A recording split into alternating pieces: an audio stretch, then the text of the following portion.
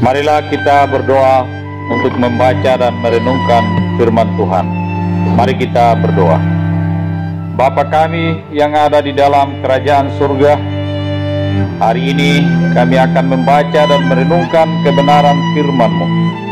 Kiranya Tuhan menolong kami lewat Roh-Mu yang kudus, Guru kami yang agung, mengajarkan kami akan kebenaran, menginsafkan kami akan dosa, dan menuntun kami ke dalam jalan yang benar.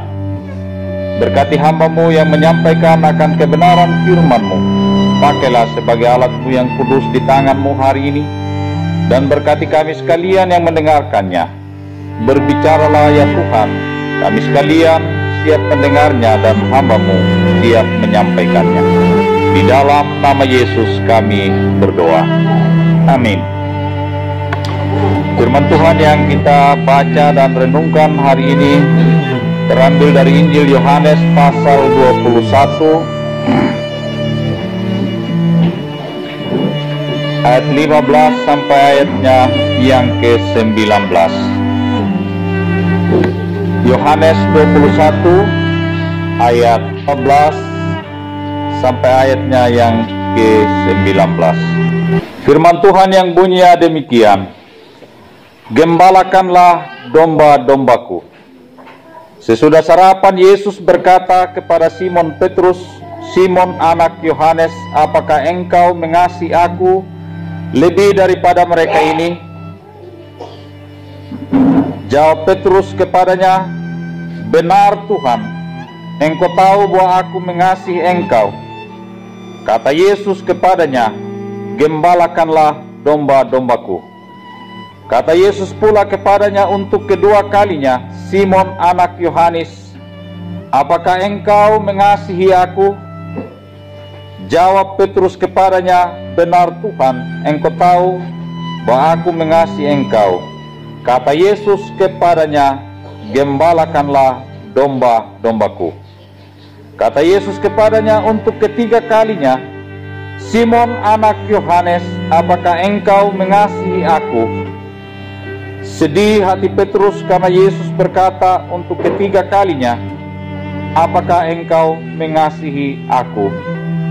Dan ia berkata kepadanya, Tuhan, engkau tahu segala sesuatu. Engkau tahu bahwa aku mengasihi engkau. Kata Yesus kepadanya, gembalakanlah domba-dombaku. Aku berkata kepadamu, sesungguhnya ketika engkau masih muda, engkau mengikat pinggangmu sendiri, dan engkau berjalan kemana saja kau kehendaki. Tetapi jika engkau sudah menjadi tua, engkau akan mengulurkan tanganmu, dan orang lain akan mengikat engkau dan membawa engkau ke tempat yang tidak kau kehendaki. Dan hal ini dikatakannya untuk menyatakan bagaimana Petrus akan mati dan memuliakan Allah. Sesudah mengatakan demikian, ia berkata kepada Petrus, ikutlah aku. Demikian jauh pembacaan firman Tuhan. Berbahagialah setiap orang yang membaca, merenungkan dan melaksanakan dalam kehidupannya sehari-hari. Saudara-saudara yang dikasihi oleh Tuhan, sebentar lagi kita akan merayakan Hari Raya Paskah.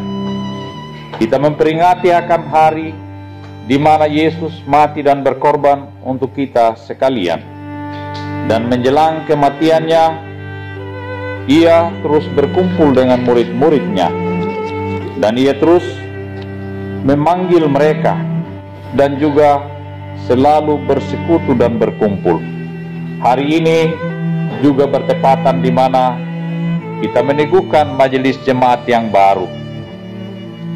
Majelis jemaat adalah jabatan yang dikaruniakan oleh Tuhan, yang terbentuk dalam 3 jabatan, sebagai imam, sebagai raja, dan sebagai nabi. Kalau begitu, jabatan penatua mencerminkan kehadiran Kristus sebagai raja di tengah-tengah jemaatnya di tempat ini. Jabatan Kristus sebagai imam tergambar dalam jabatan diaken, dan jabatan Kristus sebagai nabi tercermin dalam jabatan seorang pendeta.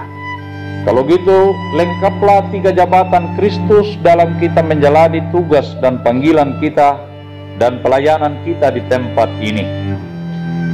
Saudara-saudara yang dikasihi oleh Tuhan, Petrus adalah seorang murid yang dikasihi oleh Kristus.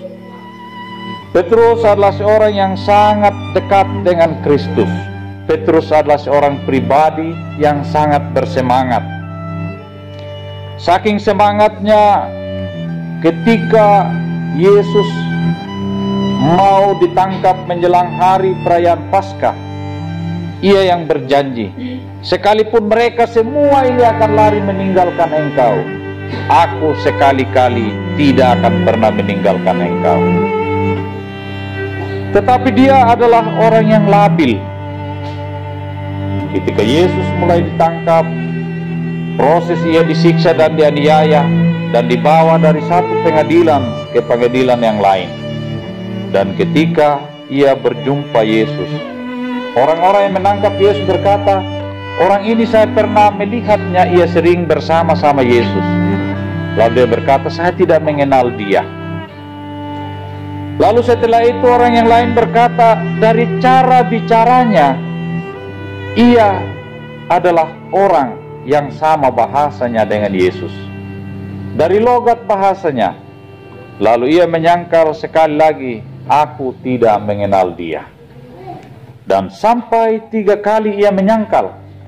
Ketika semua menuduh, mengatakan bahwa ia adalah murid Yesus, ia bersumpah dan ia menyangkal Yesus.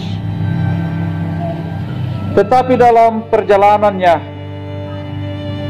setelah hari raya Paskah, dialah orang yang mendapat berita pertama kali dari perempuan-perempuan itu dan dari para malaikat bahwa Yesus sudah bangkit. Perjalanan Petrus turun, naik, jatuh, bangun. Demikianlah perjalanan iman kekristenan kita pula. Ada saatnya ketika kita begitu bersemangat dan berapi-api dan sangat mengasihi serta mencintai Tuhan dan sesama. Ada saatnya kita begitu lemah dan bahkan mungkin hubungan kita dengan Tuhan sedikit terputus dan agak menjauh. Tetapi dari pengalaman-pengalaman itu, Tuhan tidak memilih orang yang sempurna untuk menjadi hamba-Nya dan pelayan. Karena kita tahu tidak ada seorang pun yang sempurna di dunia ini. Karena aku datang bukan untuk orang yang sehat, tetapi aku datang untuk orang yang memerlukan tabib. Kalau begitu, kehadiran Yesus Kristus menegaskan kita ada, kita diselamatkan hanya oleh karena kasih karunia.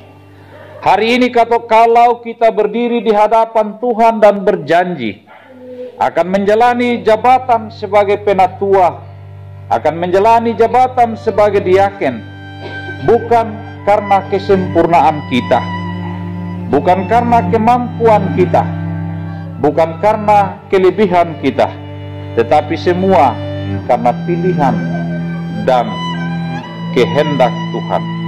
Kalau begitu kita melayani semua hanya karena kasih karunia. Dari Petrus kita belajar bagaimana kita terasing dan menyendiri. Dari Petrus kita belajar bagaimana ia mudah meninggalkan panggilannya. Ketika Yesus bangkit dari antara orang mati, menunjukkan diri berulang-ulang kepada murid-muridnya. Lalu dia mengajak teman-teman yang lain, saya mau pergi mencari ikan. Dari 3,5 tahun ia bersama Yesus, belajar bersama Tuhan Yesus, dibimbing oleh Tuhan Yesus, sampai Tuhan Yesus disalibkan. Ia memiliki berbagai sikap dan pengalaman. Dan ketika Yesus sudah bangkit, dari antara orang mati, menampakkan diri. Ia mengajak seluruh teman-temannya, mari kita mencari ikan. Maka pergilah mereka mencari ikan. Dan dalam konteks itulah nats ini yang kita baca hari ini. Ketika mereka sedang mencari ikan, dan ketika mereka sedang sarapan, datanglah Yesus. Ayat 15. Sesudah sarapan, Yesus berkata kepada Simon Petrus, "Simon, anak Yohanes, apakah engkau mengasihi aku lebih daripada mereka ini?" Jawab Petrus kepadanya, "Benar Tuhan, engkau tahu bahwa aku mengasihi engkau." Kata Yesus kepadanya, "Gembalakanlah domba-dombaku." Ayat 17, kata Yesus kepadanya untuk ketiga kalinya, "Apakah engkau mengasihi aku?"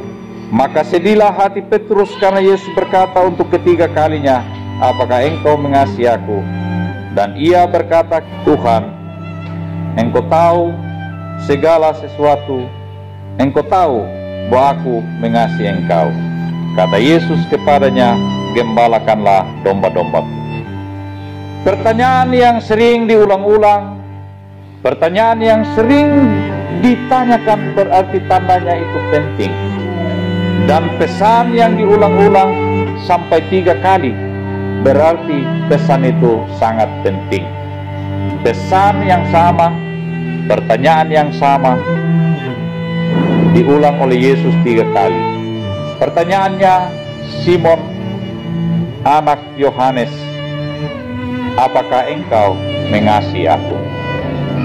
Pertanyaan yang sama kepada kita sekalian hari ini, kepada saya, kepada saudara-saudara, kepada kita sekalian, apakah kita mengasihi Tuhan Yesus?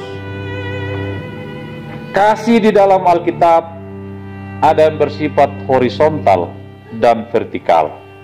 Kasihilah Tuhan Allahmu dengan segenap hatimu, dengan segenap jiwamu, dengan segenap akal budimu. Dan hukum yang kedua yang sama dengan itu adalah kasihilah sesamamu manusia seperti dirimu sendiri. Sehingga salib itu ada menghadap ke atas, menunjukkan hubungan kita dengan Tuhan dan kasih kita kepada Tuhan, dan salib itu ada yang ke samping, menunjukkan hubungan kita dengan sesama. Pertanyaan yang sama hari ini datang kepada kita sebagai jemaat Tuhan, sebagai orang yang mengasihi Tuhan. Apakah engkau mengasihi Tuhan Yesus? Kalau kita mengasihi Tuhan Yesus, langkah pertama itulah dasar dari segala pelayanan yang kita lakukan, dari segala pekerjaan yang kita akan kerjakan sepanjang 4 tahun kita menjabat jabatan gerejawi, dan sepanjang seumur hidup kita sebagai orang yang percaya akan Yesus. Kasih itu sabar, kasih itu murah hati, kasih itu tidak mendendam, kasih itu tidak menyimpan kesalahan orang lain, kasih itu menutupi segala sesuatu, kasih itu sabar. Tinggal ketiga hal itu, iman, pengharapan, dan kasih. Dan yang tidak berkesudahan adalah kasih. Kalau begitu, mari kita menjalani segala sesuatu berdasarkan kasih. Ketika kita membangun sesuatu, memulai sesuatu di atas pokok pondasi yang salah, maka induk bangunan itu pasti akan salah. Ketika kita memulai pelayanan ini dengan motivasi yang salah, maka hasilnya sudah dipastikan salah. Kalau begitu, mari di dalam kehidupan bergerejawi, dalam kehidupan kita melayani, dan dalam pekerjaan apapun, melandasi itu dengan kasih. Karena kasih itulah dasar daripada segala kehidupan kita. Ketika kita sudah mengasihi Tuhan dan sesama kita, maka satu panggilan kita semuanya, pergilah, jadikanlah semua bangsa muridku, dan ajarlah mereka melakukan segala sesuatu seperti yang telah kuperintahkan kepadamu. Itulah yang disebut pemuritan. Pemuritan itu dilakukan dalam sebuah tugas dan tanggung jawab, yaitu pengembalaan. Pengembalaan berarti tinggal bersama-sama, berjalan bersama-sama, hidup dalam kebersamaan, pendampingan yang terus-menerus. Wai ata dawa sapi dawa karambo, naduna di karambo darna lalu na tahu pandewe ya uma. Maka tidak lama pasti amin beri oma. Aka bisakah? Untung baik kalau sekedar mana bisakah? Tapi na lenga bako man lupun dikindur na kandole na karambo, yang terjadi adalah keributan. Garakan di karambo nena, garakan di sapi yawa. Kagek gelamo.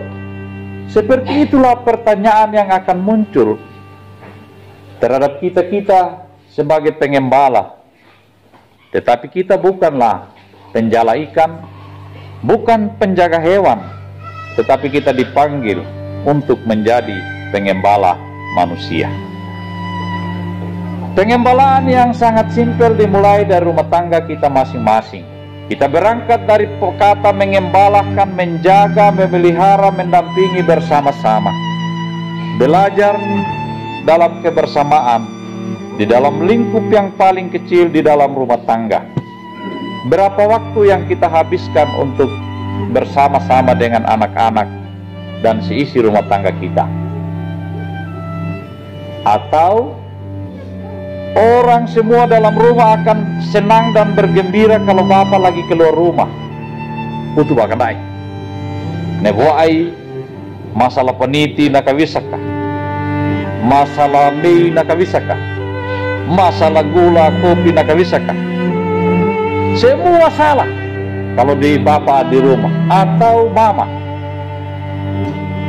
Ada mama yang marah kalau anak-anak sendiri dia tidak marah. Kalau teman-temannya kumpul mulai dia marah di situ. Itu bukan menggembalakan, tetapi mempermalukan anak kapan nak kelakuan anak-anak orang lain tahu. Ada ibu-ibu begitu di sini? Suruh angkat tangan juga pasti tidak ada.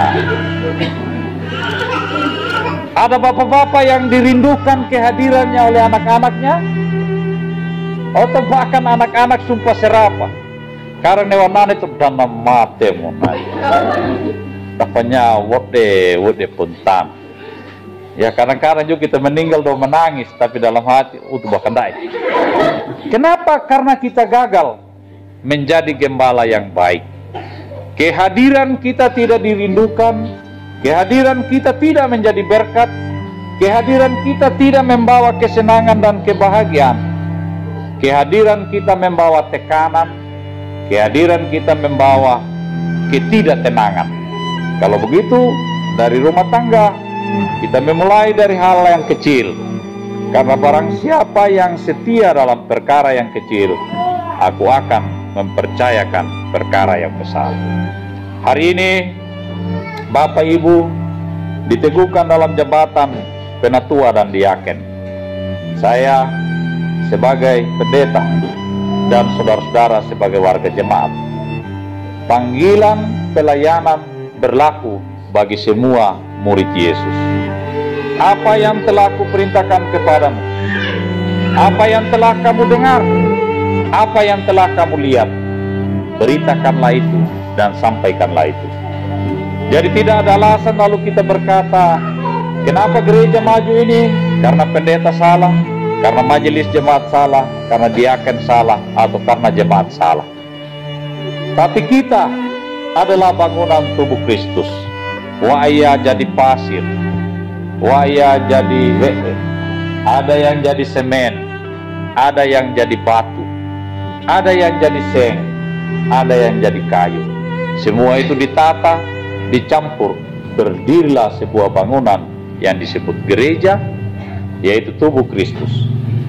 Tetapi gereja yang sebenarnya bukan bangunannya, tetapi gereja adalah orang-orang yang ada di dalamnya. Kita semua yang dipanggil dari kegelapan masuk ke dalam terang, itulah yang disebut gereja. Kalau begitu mari kita saling menjadi berkat satu dengan yang lain, saling mengingatkan. Kata peneguhan tadi, mereka ini bukan bos di gereja lalu memerintah seenaknya. Tetapi mereka juga, kami ini bukanlah hamba yang diperintah seenaknya oleh jemaat, tetapi mari kita saling menggembalakan dan saling melayani. Sidang jemaat yang dikasihi oleh Tuhan, pertanyaan yang sama yang diberikan kepada Petrus datang kepada kita hari ini. Apakah engkau mengasihi aku? Biarlah pertanyaan ini menjadi perenungan kita. Tuhan mengasihi kita. Nya karena yanda anada, karena yanda umat ketongada, untuk kita gembalakan, untuk kita pelihara. Tuhan mengasihi kita sehingga Dia memberi jabatan kepada kita sebagai majelis jemaat, sebagai RT, sebagai RW, sebagai kepala seksi, kepala urusan, kepala desa, caretaker, calon kepala desa, DPRD, berbagai jabatan. Untuk apa? Untuk kita mengembangkan karunia dan talenta yang ada pada kita. Kalau begitu, dasar dari kita melakukan itu adalah kasih. Karena kasih, Yesus mencari Petrus, walaupun jatuh, bangun, semangat, lemah, ia terus mencari. Petrus dan Yudas sama. Yudas menyangkal Yesus lalu menjualnya. Petrus juga menyangkal Yesus mentah-mentah.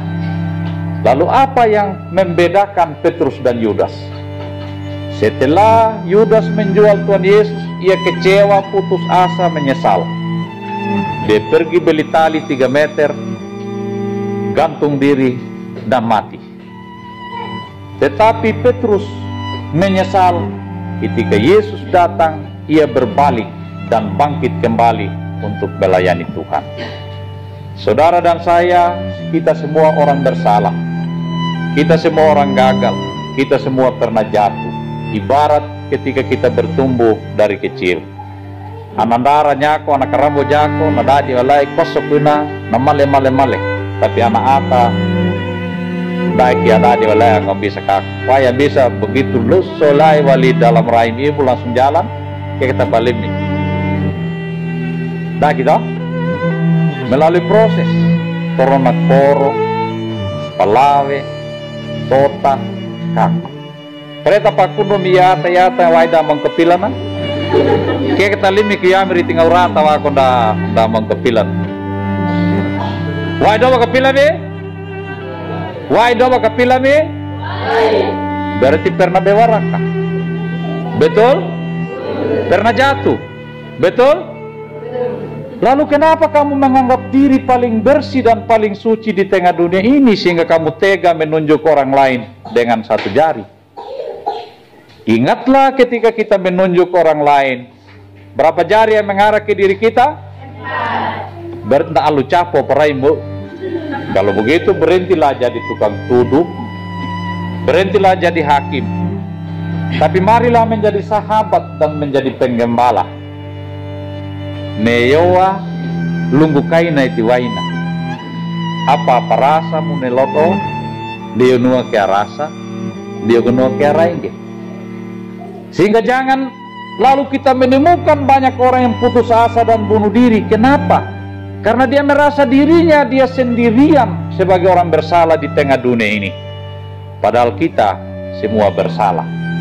Untuk itulah Yesus datang ke tengah dunia. Dan kita sebagai orang Kristen, kita diselamatkan bukan karena amal ibadahmu, bukan karena perbuatan baikmu, tetapi hanya karena iman dan kasih karunia di dalam Yesus Kristus. Marilah kita menggembalakan kawanan domba Allah yang ada pada kita dengan tekun dan rajin, sambil menantikan kedatangannya untuk menjemput kita sekalian.